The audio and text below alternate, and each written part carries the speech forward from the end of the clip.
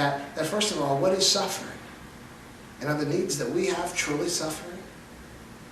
And so if we just live right and walk right and talk right and believe right, is everything going to go right in our lives? Well, I think in the long run, yes. But we can make a point that all over the world there are Christians that are suffering.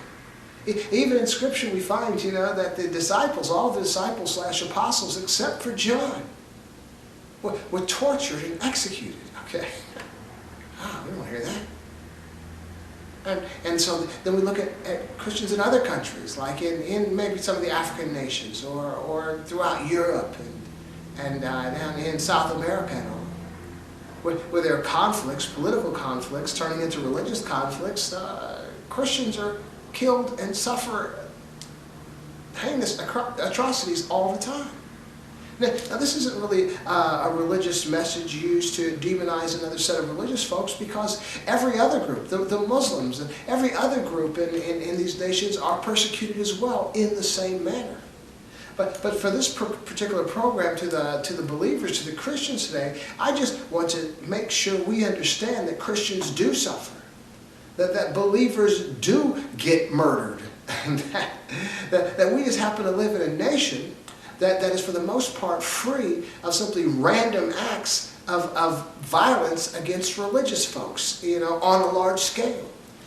And so because we are living in a society such as ours, let's not be fooled into thinking that this is just the life of a believer, that we are preserved and protected from all calamity. No, it's just that we happen to be in a place, where we are well. I read the story a couple of months ago about an African pastor who was on a safari tour, with wild animals and all. And he wanted to demonstrate to his parishioners who are on that tour the power of God.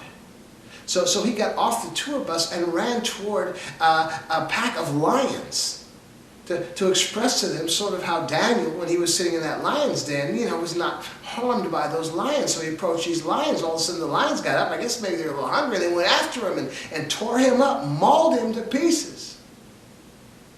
And the moral of the story is, don't be doing no lying. No. The moral of the story is that God gives us wisdom, insight, and knowledge. And that wisdom, insight, and knowledge will help us to avoid calamities, will help us to become successful, will help us to avoid sicknesses and all kinds of things. So it's not so much that God simply has a bubble around believers and nothing at all can happen, that God gives us the ability to comprehend and to understand and to make wise decisions that will minimize the calamities and increase the probability of success and wellness in our lives, okay?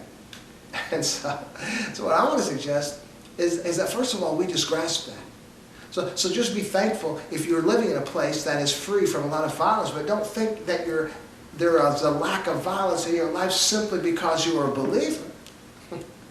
But because you happen to live in a particular region where many of those things simply don't happen. And I think this is very important. Most of the ills, it seems that many of the ills in our lives do, if you follow the dots, they lead back to decisions and choices that we have made that were not quite right, that cause us to be in situations that we're facing, calamitous situations and failing situations and situations that are simply not successful.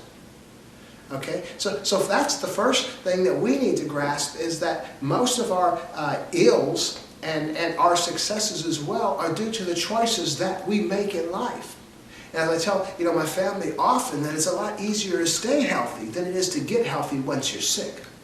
It's a lot easier to stay in a financial positive situation than to dig yourself out of a bankruptcy hole, okay? So realize then that much of our calamity is due to the choices that we make, and the same choices that we make to cause the calamity, the opposite of those choices will bring us out of those situations, okay? So it's on us.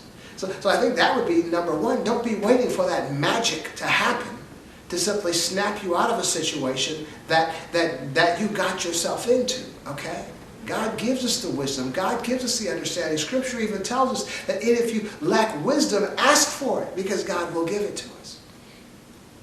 And that's what I'm suggesting today. Scripture also tells us that we have not because we ask not. And we ask for things that we can consume upon our own flesh. We're asking for the things that we want, the things that we desire.